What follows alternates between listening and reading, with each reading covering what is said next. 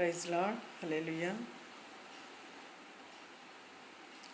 క్రైస్తవ కుటుంబాలు చిన్నాభిన్నమైపోయి రోడ్డు మీదకి వచ్చి అన్యుల వలె వాళ్ళు కూడా అబద్ధ సాక్ష్యాలు చెప్తూ ఒకరినొకరు ద్వేషించుకుంటూ నష్టపోతున్నారు. ఎందుకు అలా జరుగుతుందనే దాని మీద నేను వీడియో తీస్తున్నాను.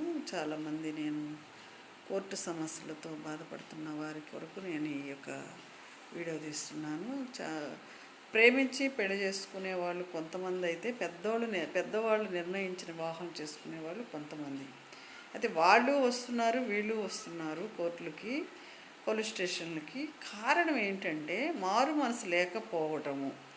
యేసుప్రభు నమ్ముకోవటం కాదు, కానీ యేసుప్రభు నమ్మినా నమ్మకపోయినా దేవుడు మహిమ తరిగిపోదు. మనం నమ్ముకున్నంత మాత్రాన ఆయనకేం పెరగదు, నమ్ముకోనంత మాత్రం తరగదు. కానీ మనము మారు మనసు పొందకపోవటము.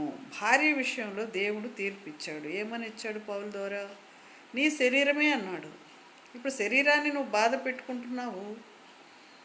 నీ శరీరాన్ని కత్తితో కోసుకుంటావా? నీ శరీరానికి ఆహారం పెట్టుకుని ఉంటావా? నీ శరీరానికి మంచి సబ్బు పెట్టి స్నానం చేయకుండా ఉన్నావా? మరి నీ భార్య నీ శరీరము, నీ శరీరాన్ని కష్టపెట్టుకుంటున్నావు. ఆ శరీరాన్ని తీసుకొని పోలీస్ స్టేషన్కి, కోర్టుల చుట్టూ తిరుగుతున్నావు. ఈ శరీరాన్ని నువ్వే బాధ పెట్టుకుంటున్నావు.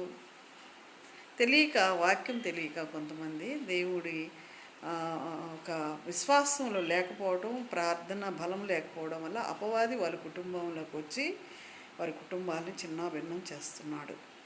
ఇంత తప్ప ఇంకేం లేదు ఇక్కడ. హల్లెలూయా, ప్రైజ్ లార్డ్.